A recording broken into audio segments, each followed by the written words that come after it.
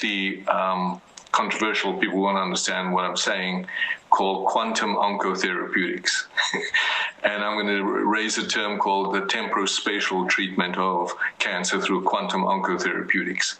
Now, I knew that would be completely non-understandable to most people, because I just made that word up, just for people to think about what we're trying to do. And just as you said, linear thinking, what dawned on me early on in my career as a surgeon at UCLA was, oh my God, I think we've gone down a linear approach for treating cancer, that in fact our treatment itself was inducing these resistant cells, these goats that are going into the hood that you were talking about. We were inducing these resistant cells. And because we were following rather than leading the cancer, as you said, in the chess game, by using these maximum tolerated doses of cytotoxic agents, we were wiping out what God gave us 500 million years ago, a cell called the natural killer cell.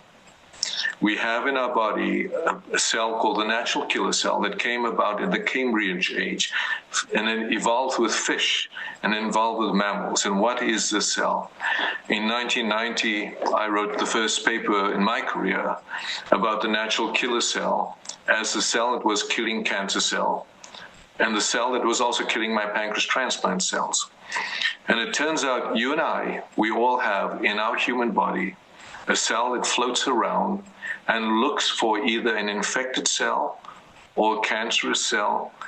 And as you are sitting here today, all of you are creating stem cells. If you weren't creating stem cells, you would not have a heart by the age of 12.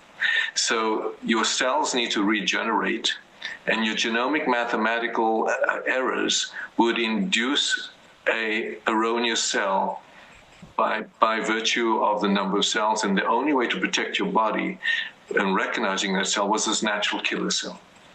So the natural killer cell evolved first through evolution and then was followed by the T cell. Soon the natural killer cell and T cell began to talk to each other, and we generated memory T cells. Thus evolved the concept that we could create a vaccine. Imagine the time that if you could activate your natural killer cells. Imagine the time that we could grow your natural killer cells. Imagine the time that we could direct the natural killer cells to a T cell that's directed. And if these cells could cross-talk to each other, not only would we be able to treat people who were the most end stage of disease, about to be in hospice, third line, fourth line, triple negative breast cancer, third line, fourth line, fifth line, metastatic pancreatic cancer, patients with head and neck cancer, fifth line, Merkel cell carcinoma. And I surmised to myself then that if we went stealth for a decade, and I must credit Richard Pastor and Janet Woodcock, who then created this innovation center in oncology, and I presented to them the concept that if we could orchestrate and activate your immune system with these technologies as an outpatient without high-dose chemotherapy, could we actually prove this hypothesis that you have in your body the mechanism and tools? What we need is an enlightenment at a scientific level to activate these systems and treat your cancer, whether it's end-stage disease, mid-stage disease, early disease, and before you even have the disease. Well, I'm happy to share with you tonight. I think there are two doctors in the audience, Dr. Tarasri, Dr. Chaitanya Nadia, who came from UC Irvine and then to Hoag and then to our institute. And they've treated now metastatic pancreatic cancer patients, Senator Reed. Never in my career have I had a patient with metastatic pancreatic cancer with complete remission. They've treated patients with third line, fourth line, triple negative breast cancer with complete remission.